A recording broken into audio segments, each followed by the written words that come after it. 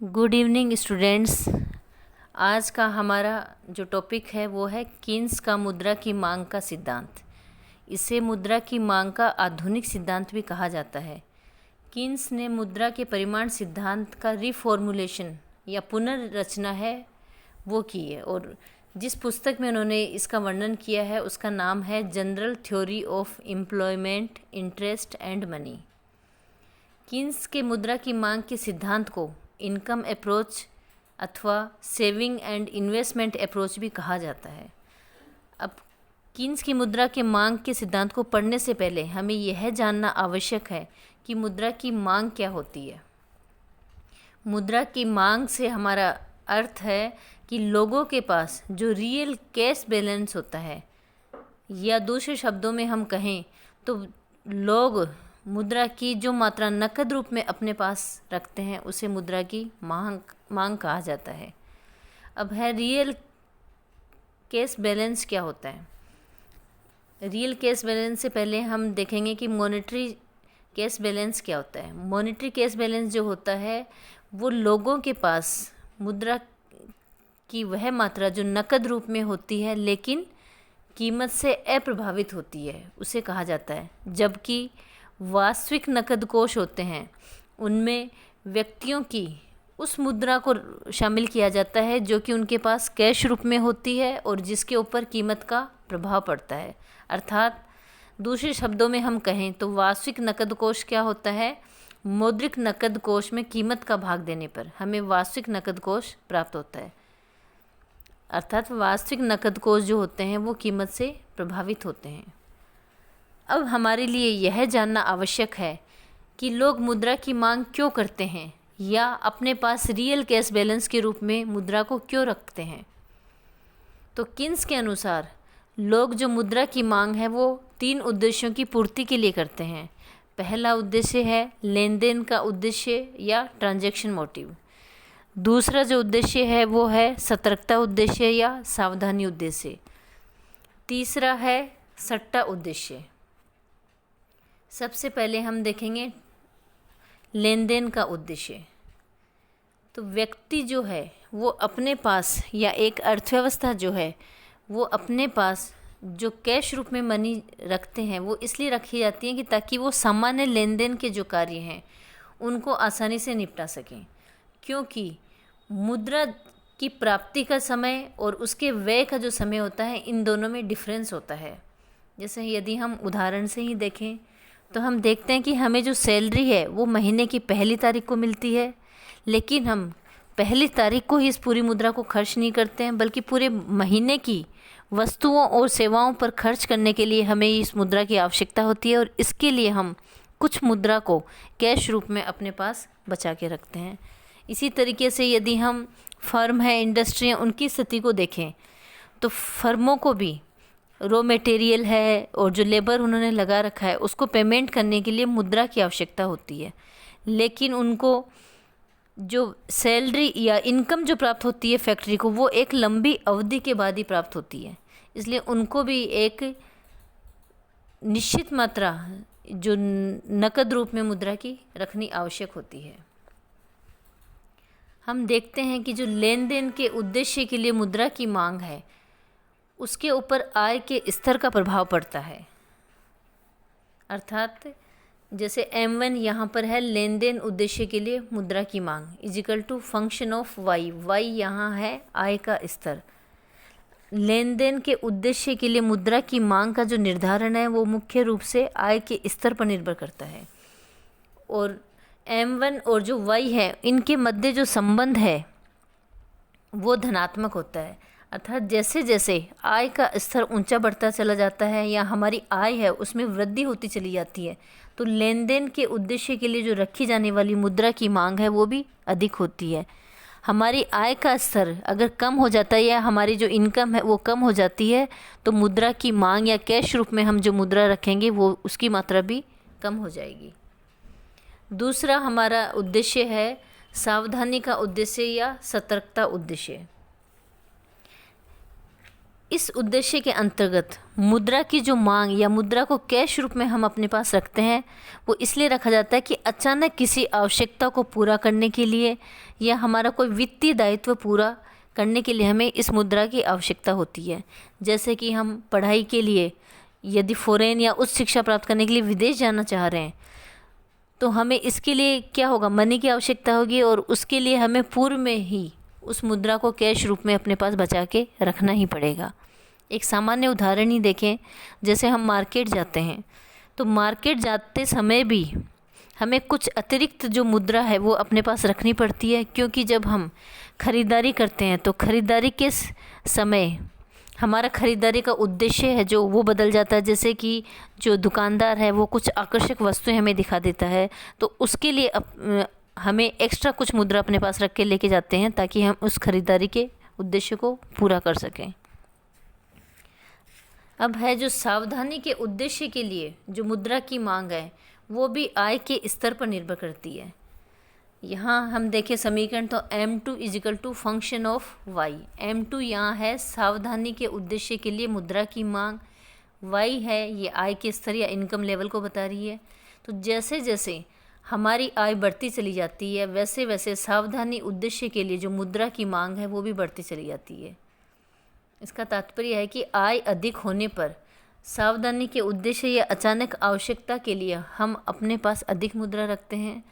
हमारी आय कम हो जाती है तो इस उद्देश्य के लिए रखी जाने वाली जो मुद्रा की मांग है वो कम हो जाती है। कीन्स के अनुसार जो मुद्रा की मांग को रखने का जो तीसरा उद्देश्य है वो है सट्टा उद्देश्य। सट्टा उद्देश्य के लिए हम देखते हैं कि मुद्रा, इसका तात्पर्य मुद्रा की उस मांग से होता है जो कि मौद्रिक लाभ से प्रेरित होती है।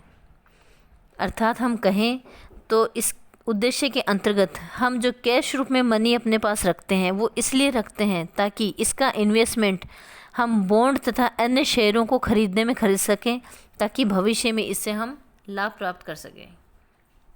सट्टा उद्देश्य के लिए जो मुद्रा की मांग है वो ब्याज की दर के द्वारा निर्धारित होती है,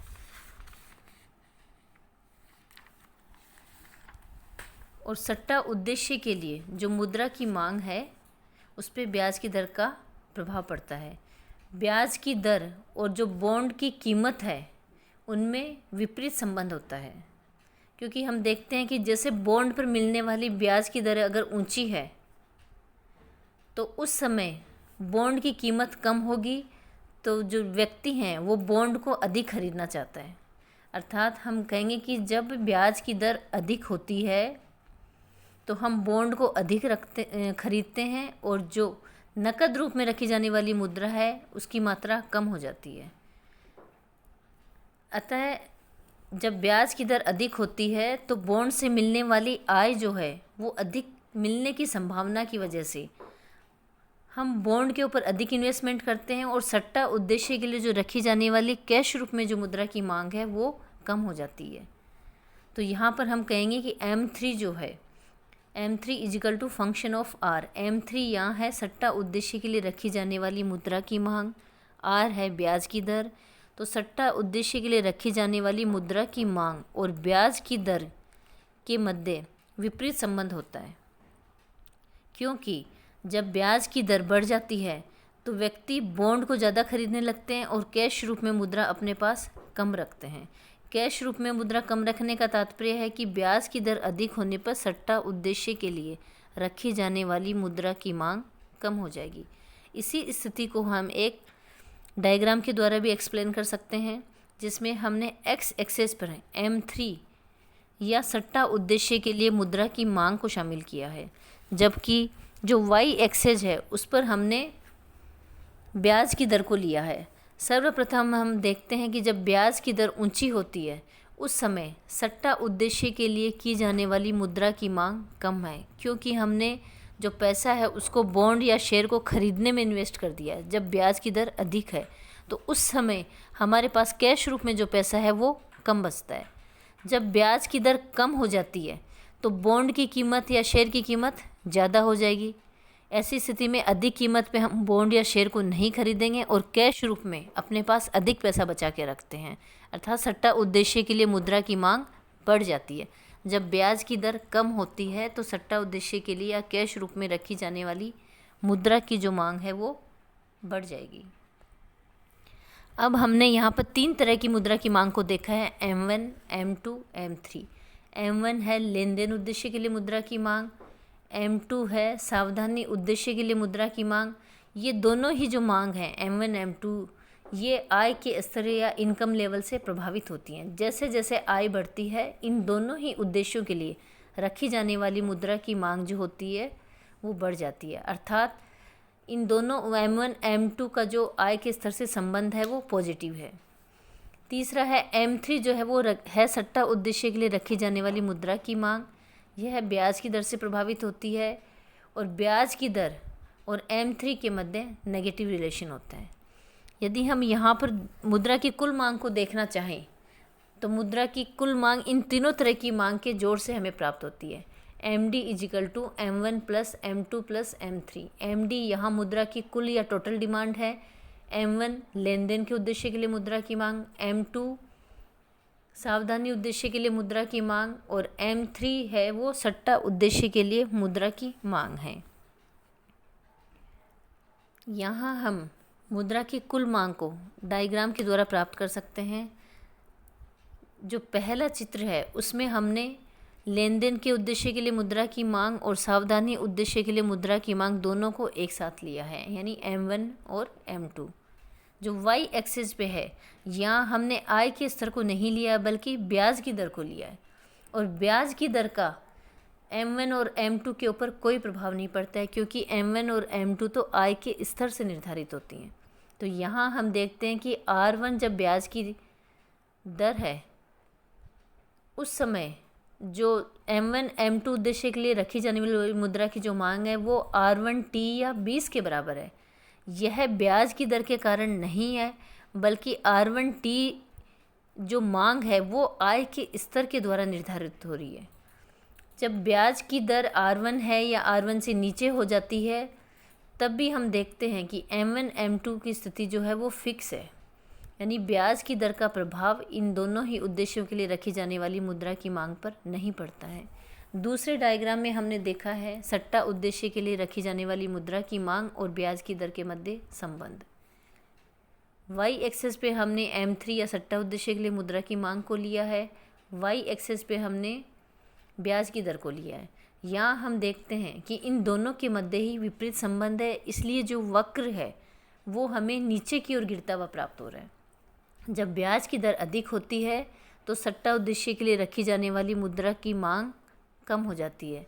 ब्याज की दर के घटकर कम होने पर सट्टा उद्देश्य के लिए रखी जाने वाली मुद्रा की मांग या कैश रूप में हम जो मुद्रा रखते हैं भविष्य में बॉन्ड और शेयर से लाभ प्राप्त करने के लिए वो मांग बढ़ जाती है। इस डायग्राम में यदि हम देखते हैं कि जब R1 ब्याज की दर है तो सट्टा उद्देश्य के लिए रखी जाने वाली मुद्रा की जो मांग है वो R1T1 है, जिसे कि हमने 10 के बराबर माना है। अब जो थर्ड डायग्राम है उसमें हमने मुद्रा की कुल मांग को शामिल किया है। एक्स एक्सिस पे हमने मुद्रा की कुल मांग या MD को लिया है जो कि हमें M1, M2, M3 से प्राप्त होती है। Y एक्स पे हमने ब्याज की दर को लिया है। यहाँ हम देखते हैं कि जो R1 ब्याज की दर है उस पे मुद्रा की कुल मांग R1S के बराबर है या 30 के बराबर है। ये 30 हमें मुद्रा की कुल मांग कहाँ से प्राप्त हुई है? M1, M2 का जोड़ पहले डायग्राम में देखिए 20 के बराबर है। दूसरे डायग्राम में सट्टा उद्देश्य के लिए जो मुद्रा की मांग है वो 10 के बराबर है। तो R1 ब्याज की दर पर यदि हम मुद्रा की कुल मांग को देखें वो हमें प्राप्त होगी M1, M2 का जोड़ 20 प्लस M3 का जोड़ 10 = 30 के बराबर। तो यहाँ पर मुद्रा की कुल मांग R1S या 30 के बराबर है जो कि हमें तीनों तरह की मुद्रा की मांग के जोड़ से प्राप्त होती है। M1, M2 तो ब्याज की दर से अप्रभावित हैं, चाहे ब्याज की दर घटे या बढ़े M1, M2 घटक जो होते हैं वो स्थिर ही रहते हैं क्योंकि ये दोनों आय के स्तर से ही प्रभावित होते हैं। M3 जो घटक है वो ब्याज की दर से संबंधित है और M3 और ब्याज की दर में विपरीत संबंध होता है। अब इन तीनों उद्देश्यों के लिए मुद्रा की मांग को हमने देख लिया। अब हमारे सामने एक नई स्थिति आती है। जो सट्टा का जो उद्देश्य है उसके अंतर्गत ही हम एक स्थिति देखते हैं, लिक्विडिटी ट्रैप या तरलता जाल। तरलता जाल को समझने से पहले हम सबसे पहले ये देखेंगे कि लिक्विडिटी या तरलता क्या होती है। किसी भी एसिड्स या परिसंपत्ति की तरलता का अर्थ होता है कि उसको कैश रूप में या मनी के रूप में कितनी आसानी से परिवर्तित किया जा सकता है। किसी एसिड्स को जितनी आसानी से कैश रूप में बदला जा सकता है वो एसिड्स उतनी ही लिक्विड या तरल होती है। अब हम देखेंगे कि तरलता जाल की स्थिति क्या होती है।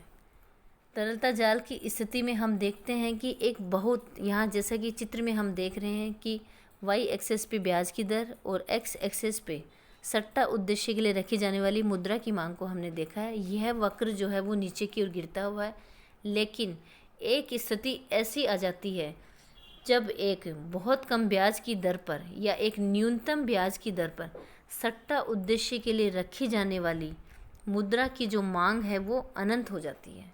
यहाँ हम देखते हैं कि R1 जो ब्याज की दर है वो न्यूनतम ब्याज की दर है। इसके बाद अर्थात हम वक्र में देखें तो ए बिंदु के बाद जो हमारा वक्र है वो वक्र एक सीधी पड़ी रेखा के रूप में या एक्स एक्सेस के समानांतर हो जाता है। इस समानांतर का अर्थ है कि इस बिंदु के बाद में ब्याज की दर का कोई भी प्रभाव जो है वो सट्टा उद्देश्य के लिए रखी जाने वाली मुद्रा की मांग पर नहीं पड़ता है। अर्थात इस न्यूनतम R1 ब्याज की दर पर सट्टा उद्देश्य के लिए रखी जाने वाली मुद्रा की मांग या M3 जो होती है वो अनंत हो जाती है और इसी स्थिति को तरलता जाल की स्थिति कहा जाता है। ऐसी स्थिति में हम देखते हैं कि जब ब्याज की एक न्यूनतम दर है उस समय कोई भी संपत्तिधारी जो होता है वो अपने पैसे को या अपनी संपत्ति को बॉन्ड या शेयर में इन्वेस्ट नहीं करेगा, क्योंकि ब्याज की दर बहुत कम है और उस समय बॉन्ड या शेयर की कीमत बहुत अधिक हाई है। तो ऐसी स्थिति में वो बॉन्ड या शेयर को खरीदने की बजाय अपनी समस्त संपत्ति को कैश रूप में रखना अधिक पसंद करता है। इस स्थिति को तरलता जाल की स्थिति कहा जाता है। चित्र में हम देखें तो ए बिंदु के बाद में सट्टा उद्देश्य के लिए रखी जाने वाली मुद्रा की मांग अनंत हो जाती है, या मुद्रा की मांग का जो वक्र होता है वो एक बढ़ी हुई सीधी रेखा के रूप में हमें प्राप्त होता है। धन्यवाद।